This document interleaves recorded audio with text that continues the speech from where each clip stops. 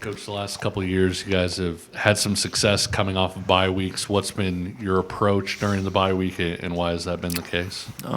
We've kind of gone through different years of, scenarios that we've tried to find the balance between giving guys rest, staying sharp, and of course, continued improvement along with recruiting. So, we like the schedule that we've had and kind of keep it in a flow that gives us what we're looking for. Practice 3 times, Tuesday, Wednesday, Thursday. They lifted last Monday. And then Friday as well, gave them Saturday off, and then brought them back in yesterday for a night practice, and then they're off again. And today will be their day off for the week. So, and then kind of get back in the flow and kind of go from there. Hopefully that'll pay dividends again. Does it affect anything about how you approach one bye week when you got 2 separate ones that are fairly close together? Not right now. It hasn't. We've kind of built these schedules with a mindset of where we can be at. It's probably a little unique this year and in this new format of where it'll go. But sometimes you look at your travel schedule and stuff and kickoff times and things like that are starting to play a bigger factor. But right now, I think we'll stay, again, the balance of, the added advantage of having analysts that can coach now. You can get a little more done, probably practice-wise if guys leave earlier or out on the road. And then just how did you feel about how your guys planned for recruiting during the bye week and how that went? I'm sorry, just how the plan was? Well, we had to pull a few off with down in the southeast due to the hurricane. We kind of postponed some travel there for a few guys, and we rearranged a couple. But all in all, we got everybody out. I got out on Friday, and we got to some places, and we got a few more to get to as well. Here we'll kind of hit a few more as we keep going. But I was pleased with what we were able to get accomplished. You mentioned the players getting more rest, or at least the guys that play a lot. For you guys as a staff, were there some things you guys found when you looked back at the kind of first half of the season? Meaning just rep-wise? Are you saying with players, or are you saying just self-scouting? Yeah, self-scouting. Yeah, it's again the margin of victory and between winning and losing is, broken down into some, small factors each and every game. There's, as we've talked about before, if you look at it statistically, it's not as off as far as the record would appear. Again, our sometimes offensively, our first down, some of our first down production is not what it had been in the last couple of years probably. Our total number of interceptions are still up from that 6th game in there, and our sacks are down. And when you look at our those two things together of our ability to put people in longer down and distances has not happened, and I think that's been a reason why we've struggled to get off the field at times. And I think some of the inconsistencies offensively have been partially early with some of those turnovers. We were better against Arizona State, obviously didn't turn the ball over, but some of those, and then capitalizing on opportunities in the red zone when we've had them and settling for field goals have really hurt us. And of course, continue working hard on special teams, because I think the last 2 games have been some of the ones that we struggled as much as we have in our time here. I know before the bye week we talked about different guys being banged up, playing through stuff. How do you feel like the bye week helped some of those players get back? Not as much as I had hoped yet right now, to be truthful. We've still got a lot of guys that are questionable, working through it. But we'll have to see where it takes us. Few guys are getting a little better, and I hope as we, I'd have better answers, because I figured you're going to ask that today, walking in, that I would have some better news of definites, but we'll have a lot of guys in the questionable area right now. Would Cornell be one of those guys that's closer to questionable? Yeah, he's probably more on the doubtful. Okay, yeah. I was going to ask real quick about does Kobe fall in the doubtful category as well? He's probably highly questionable at this time. He's done doing a little bit, but has not taken any team reps in over a week.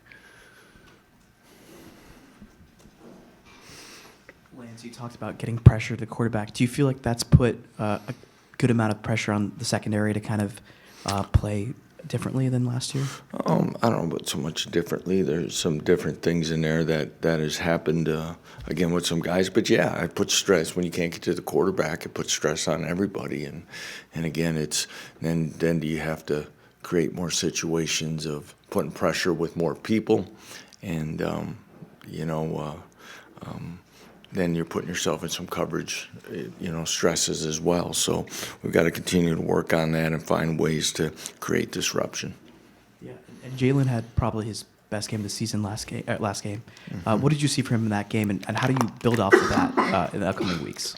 As I said, I think he's continued to get more comfortable with everything. I think he got off to a good start. I think we protected him a lot better and gave him a chance to get into rhythm. I think his success, and again, a couple throws early kind of made him. You could see that starting to get back to where he used to be, and he kind of built on that. I would agree it was his best game so far.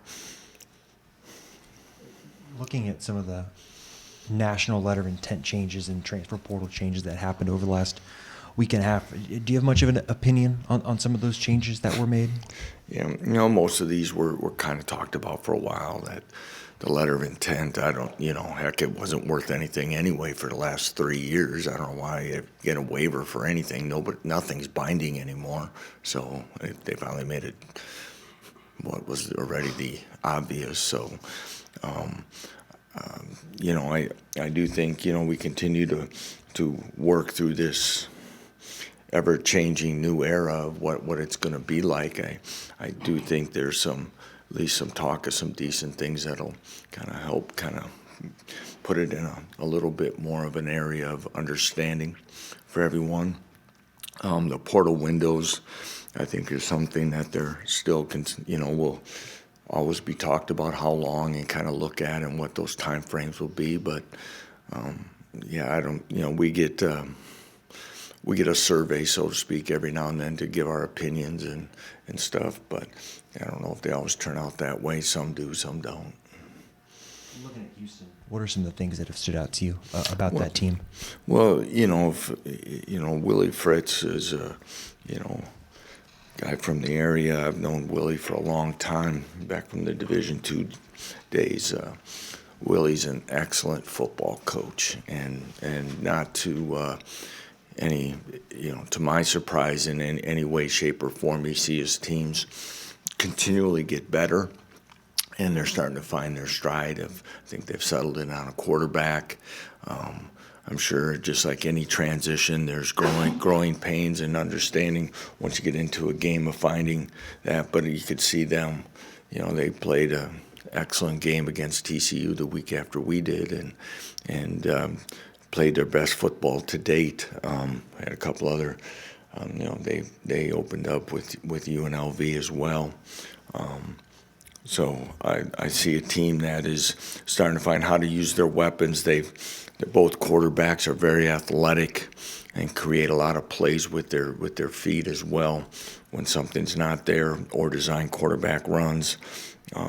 Again, great speed on the perimeter. Defensive line is going to be a good challenge up front. Their interior guys are stout but quick and strong. Again, extremely. We know what it's like. We went down there a few years ago to play them. That's a very talented team, and a team that will continue to improve in the Big 12. Lance, from an urgency and demeanor standpoint, how your guys are approaching it right now, like the basketball analogy, there's no 10-point shots, right? Sometimes teams play like that. What are you seeing from your guys with regard to just approach as the rest of the season comes up? Again, we've talked about trying to flush the past, so to speak, and we got a second half of a season starting now, and we're going to look at how we're going to really come out of these last 6 games and continue to. And I said, but many times if we were 6-0 right now or anything else, we'd be talking about the same thing about a daily.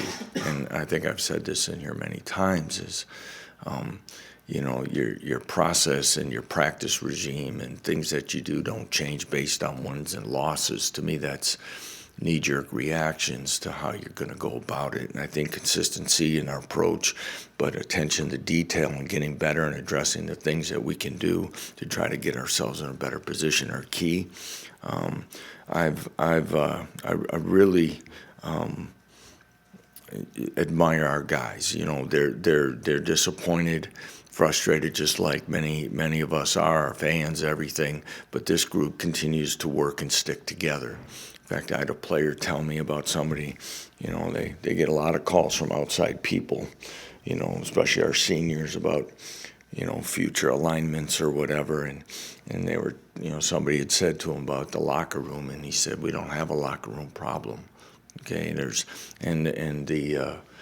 the nice thing is the maturity and leadership in this program, but also the understanding that you win and lose together, and everyone's had a share in this. That